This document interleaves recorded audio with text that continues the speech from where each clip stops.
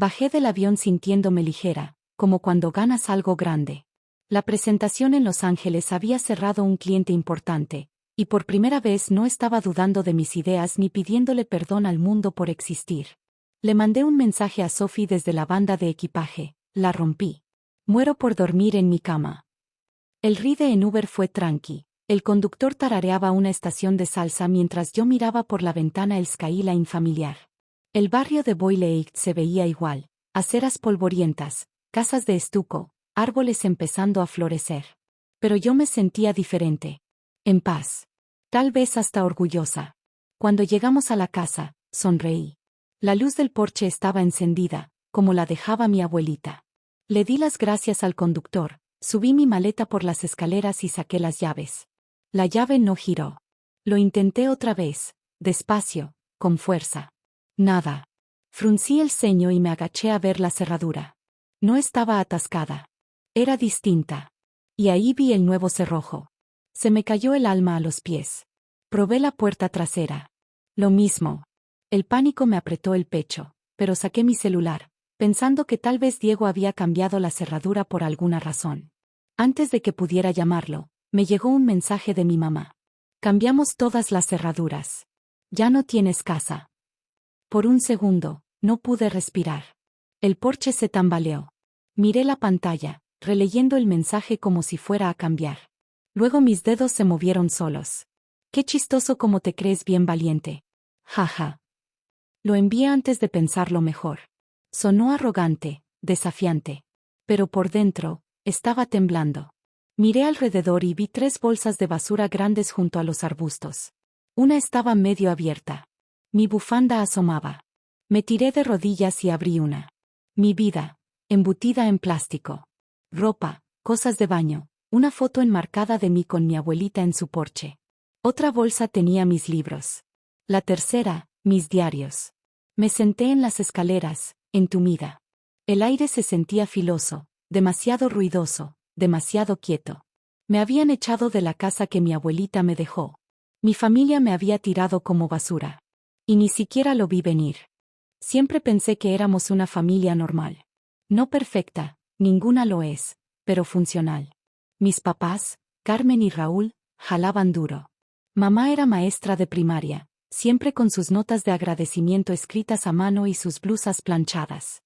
Papá manejaba una tienda de abarrotes y rara vez sonreía a menos que estuviera sumando cuentas. No éramos súper cariñosos, pero teníamos tradiciones. Cenas a las 6. Viajes a la playa en Tijuana. Navidad en casa de mi abuelita Lupe. Esa casa en Boyle Heights era más que un hogar, era un latido. Cada escalera que crujía, cada cortina descolorida por el sol guardaba recuerdos. Aprendí a hacer tamales en esa cocina. Me sentaba en el columpio del porche mientras Lupe contaba historias de su infancia en la Revolución. Ella era la única que realmente me veía. No como alguien a moldear, sino como alguien a entender. Cuando murió a los 92, sentí que algo se rompió. No solo tristeza, sino un miedo silencioso. No supe por qué hasta que leyeron el testamento. Nos juntamos en una oficina de abogados en el centro, con olor a papel viejo y café. Mis papás estaban sentados bien derechos, Diego desparramado a mi lado. No esperaba nada. Lupe siempre dijo que la casa se quedaría en la familia. Pensé que eso significaba venderla y repartir la lana. Pero cuando el abogado leyó sus deseos finales, todo cambió. Me dejó la casa a mí. Solo a mí. Sin condiciones. El cuarto se quedó en silencio. Luego la mandíbula de mi mamá se apretó. Debe haber un error, dijo, con voz fría. Mamá no estaba pensando claro al final. Lo estaba, respondió el abogado. Los documentos están en regla. Estaba en plena facultad. Mi papá no dijo nada, pero sus nudillos estaban blancos en el borde de la silla. Diego solo me miró como si no entendiera qué había pasado. No me puse a presumir. No quería que la casa nos dividiera. Al día siguiente, los invité a un café y dije, nada tiene que cambiar. Podemos seguir teniendo las posadas ahí. Solo quiero respetar lo que ella quería. Asintieron, pero el cariño nunca volvió. Me mudé e hice pequeños arreglos. Cambié el cableado. Arreglé las tuberías. Pinté las paredes de un blanco suave. La casa volvió a sentirse viva. Pero cada visita de mi mamá era un interrogatorio callado. Ese papel tapiz lo tuvo por 40 años, murmuraba, tocando la pintura nueva como si fuera una herida abierta. Esas cortinas ni siquiera van con el estilo. Diego intentaba calmar las cosas. Solo, se está acostumbrando, Marisol. Ellos tenían planes para la casa. Yo también. Planes llenos de amor. Planes que nadie parecía querer ver. Me quedé sentada en el porche casi una hora antes de que llegara Sophie. No lloré. No en ese momento. Solo miraba las bolsas, con miedo de que si me movía, si respiraba hondo, el último hilo que me sostenía se rompería. Cuando llegó su carro, no dijo nada al principio, solo se bajó, vio la escena y abrió la cajuela. Yo cargué las bolsas sola. En su depa, me quedé parada en el pasillo un buen rato antes de entrar. Las paredes eran de colores cálidos, el sofá olía a pachulí y café. Debería haberse sentido seguro. Pero en cambio, era como prueba de que no pertenecía a ningún lado. Esa noche descubrí que más se habían llevado. La caja de joyas de mi abuelita, desaparecida. Adentro estaban reliquias familiares, un mechón de su pelo de bebé, el collar que usaba cada domingo, y una bolsita de cuero con la copia original del testamento. Su diario también, donde anotaba recuerdos de la casa y su historia, no estaba. Mi acta de nacimiento, pasaporte, y hasta el platito donde guardaba sus anillos, todo se lo llevaron. No fue descuido. Eligieron qué quitar y qué tirar. Abrí Facebook para distraerme, y ahí estaba. Un post de mi mamá, con mi nombre completo etiquetado. Con el corazón roto porque mi propia hija deshonró nuestras tradiciones familiares. Convirtiendo la casa sagrada de su abuela en un negocio pal profit. Algunos olvidan de dónde vienen. Había comentarios, primos, vecinos, hasta amigos viejos de la familia metiendo su cuchara. Condenando. Compadeciendo. Ni una sola persona me buscó para escuchar mi versión. Apagué mi cel. Cuando Diego finalmente llamó, su voz estaba baja. No sabía que iban a hacer eso, dijo. Te lo juro. Cambiaron las cerraduras, Diego. Empacaron mi vida. ¿Qué pensabas que planeaban? No respondió. Solo dijo, están bien encabronados con la idea de la galería. Tal vez, quédate en otro lado este fin. Esa noche dejé de defenderlos, incluso ante mí misma. Me acurruqué en el sofá cama de Sophie con una cobija prestada y dejé que las lágrimas salieran, silenciosas y profundas, hasta que no quedó más que sal y aire.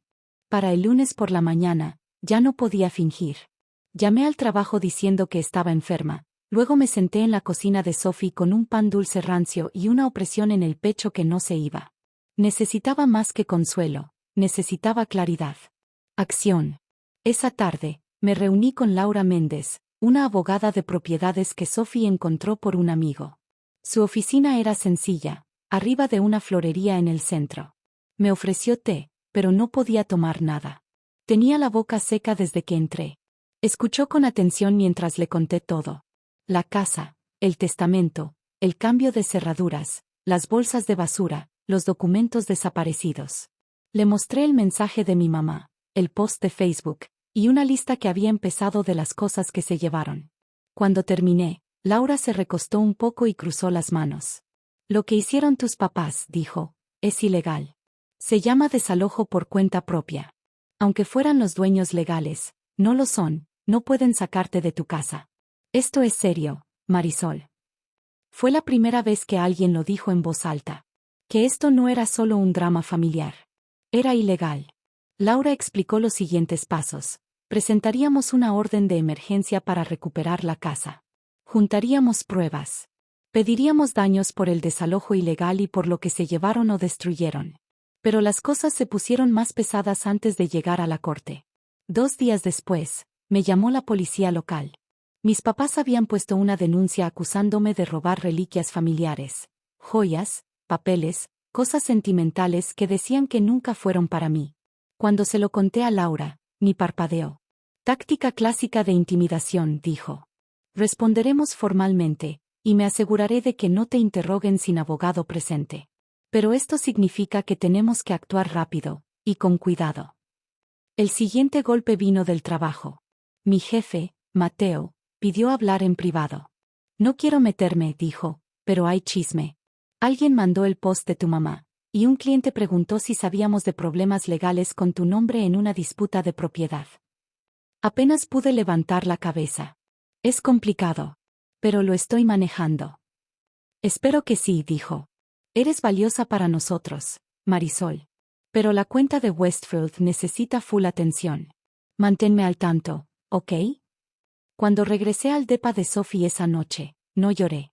Solo me senté en la mesa de la cocina mientras ella calentaba sobras y pregunté, ¿y ahora qué? Una batalla a la vez, dije, repitiendo las palabras de Laura como si fueran una oración. Vamos a pelear. El asunto del correo decía, información importante sobre tu abuela, Guadalupe Morales. Al principio, pensé que era spam, algún fraude de herencias. Pero el mensaje era corto, directo, y extrañamente específico. Me llamo Rosa Morales. Tu abuela era mi hermana. No hablábamos desde hace años, pero en sus últimos meses, me buscó. Me pidió que guardara algo importante, algo para ti. Creo que es hora de que hablemos. Me quedé mirando el nombre. Solo lo había oído una o dos veces. Tía Rosa, la distanciada. Mi mamá la llamaba la hermana dramática y nunca quería hablar de ella. Llamé al número al final del correo y escuché una voz firme y clara al otro lado. ¿Marisol? Sí, dije despacio. Ella confiaba en ti, dijo Rosa. Y sabía que irían por ti cuando ella ya no estuviera. 2 días después, manejé hasta una casita modesta en las afueras de San Diego. Rosa era más vieja de lo que esperaba, con ojos vivos y una presencia elegante. Me hizo pasar sin rodeos, me sentó con una taza de café, y sacó una caja de madera de debajo de una tabla suelta en el piso. Tu abuela no confiaba en tus papás al final. Sabía que la presionaban para vender la casa. Temía que intentaran declararla incapaz. Así que grabó audios. Guardó correos. Lo escribió todo. Dentro de la caja había una USB, una carpeta, y una carta escrita a mano para mí. Abrí la carta primero. La letra de Lupe era temblorosa pero clara. Marisol. Si estás leyendo esto, hicieron justo lo que temía. Pero tú eres más fuerte de lo que ellos saben. Intentarán quebrarte. Torcerán tu amor en debilidad. Pero tú sabes quién eres. Y sabes lo que esta casa significa. Con cariño siempre. Abuelita Lupe. Rosa sacó una laptop y puso la USB. Escuchamos en silencio. La voz de Lupe llenó el cuarto. Tranquila. Lúcida. Quieren que venda. Raúl llamó a un desarrollador el mes pasado. Carmen amenazó con no visitarme si no aceptaba. Estoy en plena facultad, y elijo dejarle mi casa a mi nieta, Marisol Guzmán. A nadie más. Mi pecho se apretó mientras seguía, documentando conversaciones, amenazas y fechas. Luego vinieron los correos, copias impresas entre mis papás y una compañía de desarrolladores, fechados meses antes de que Lupe muriera. Planeaban demoler la casa y construir departamentos de lujo. Dieron dinero, dijo Rosa suavemente, y olvidaron que había una persona dentro de esas paredes. Apreté la carta en mi regazo, dándome cuenta de que mi abuelita no solo me dejó una casa. Me dejó una armadura. Laura no sonreía mucho, pero cuando conectó la USB y la voz de Lupe sonó por los altavoces de su oficina, sus labios se curvaron un poquito. Esto lo cambia todo, dijo. No pueden decir que estaba confundida o manipulada. Su voz es tranquila, clara. Es condenatorio. Juntamos todo, grabaciones, correos, la carta escrita a mano. Laura presentó una moción actualizada esa tarde y le mandó una notificación al abogado de mis papás pidiendo una reunión. 2 días después, recibimos una respuesta con el asunto: tenemos un problema. Aceptaron reunirse. La sala de conferencias era elegante y fría, con demasiado vidrio y nada de calor. Mis papás estaban sentados frente a mí, vestidos con los mismos tonos neutros que usaban para ir a misa. Carmen no me miró. Raúl parecía que se había tragado una piedra. Diego estaba ahí también, sentado entre ellos, con los ojos saltando de cara en cara como si viera un incendio que no podía parar. Laura lideró la presentación, mostrando cada prueba una por una. Cuando puso el primer audio de Lupe, quieren que venda. Raúl llamó a un desarrollador. Carmen soltó un jadeo. La mandíbula de Raúl se tensó. La manipularon, dijo Carmen entre dientes, con la voz temblando. No sabía lo que decía. Laura alzó una ceja. Sabía exactamente lo que decía. Y lo documentó. No hubo respuesta. Solo silencio. Tras un receso breve, su abogado regresó con un tono diferente.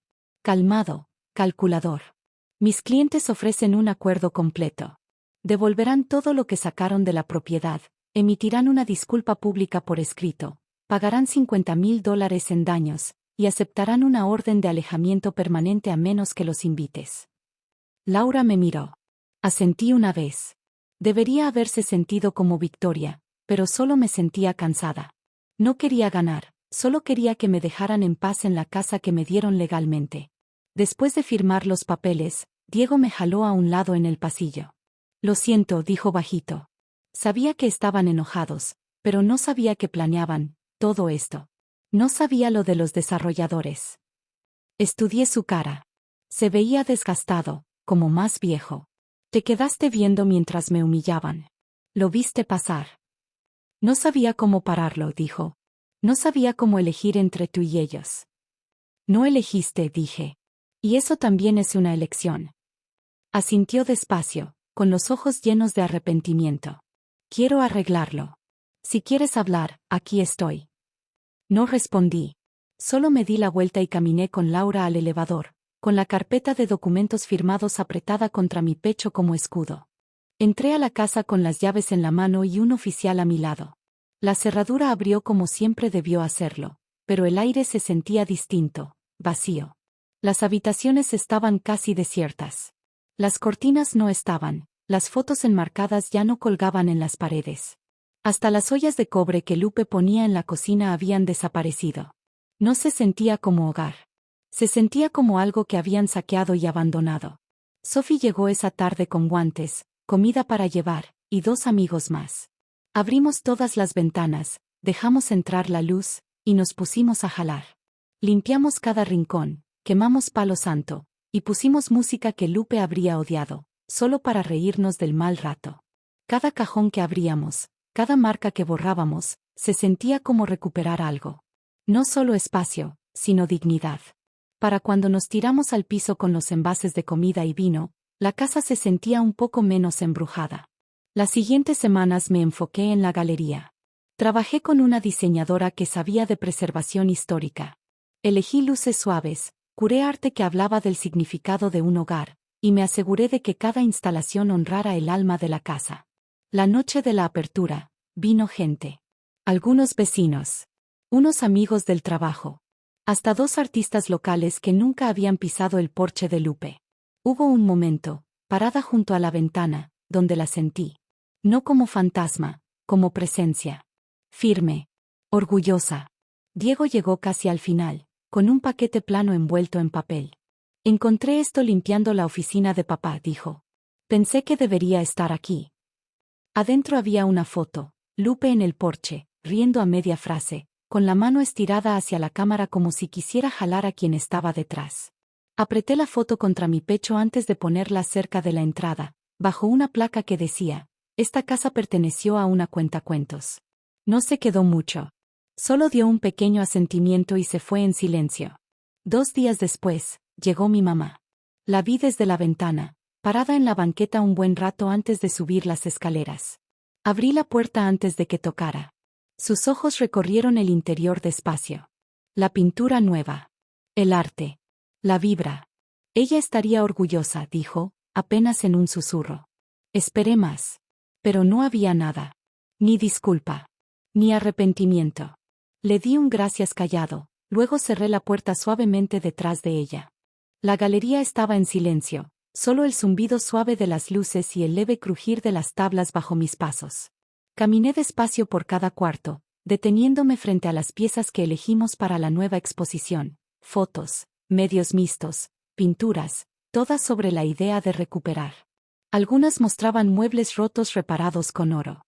Otras eran retratos de gente en transición, duelo, crecimiento, supervivencia. Se sentía justo. Como si la casa misma hubiera exhalado por fin. Mi vida laboral también cambió. Después de meses navegando incertidumbre, me ascendieron a directora creativa. Mi nombre estaba en las presentaciones ahora. Los clientes me buscaban. Mi voz importaba. El caos había afilado algo en mí. Lo que antes me daba miedo, ya no. Diego y yo empezamos a comer juntos una vez por semana. No siempre era cómodo, pero era real. Hacía preguntas. Escuchaba más que antes. No fingíamos que nada había pasado, pero tampoco intentábamos reescribirlo. Fue la primera vez que sentí que tenía un hermano, no solo alguien que creció en la misma casa. Mis papás se mantuvieron lejos, como acordaron. Un mensaje de cumpleaños de mi mamá. Un correo corto de mi papá sobre un documento de impuestos. Pero ni llamadas. Ni visitas. Ni intentos de arreglar lo que rompieron. Dejé de esperar un cierre de gente que nunca se abrió de verdad. Esa noche, preparé un té y me senté en la silla vieja de mi abuelita junto a la ventana. Era lo único que nunca se movió, nunca se tocó. El cojín estaba gastado, la tela descolorida, pero me abrazaba como siempre lo había hecho. Miré alrededor, no las paredes ni los muebles, sino el espacio que había llenado con mi voz, mi trabajo, mi gente. Intentaron quitarme mi casa. Pero al final, encontré una dentro de mí. ¿Alguna vez has tenido que pelear por algo que era tuyo por derecho, aunque significara estar solo? ¿Qué aprendiste de ti? Porque a veces, perder todo lo que te dieron, es lo que te lleva a construir todo lo que estabas destinado a ser.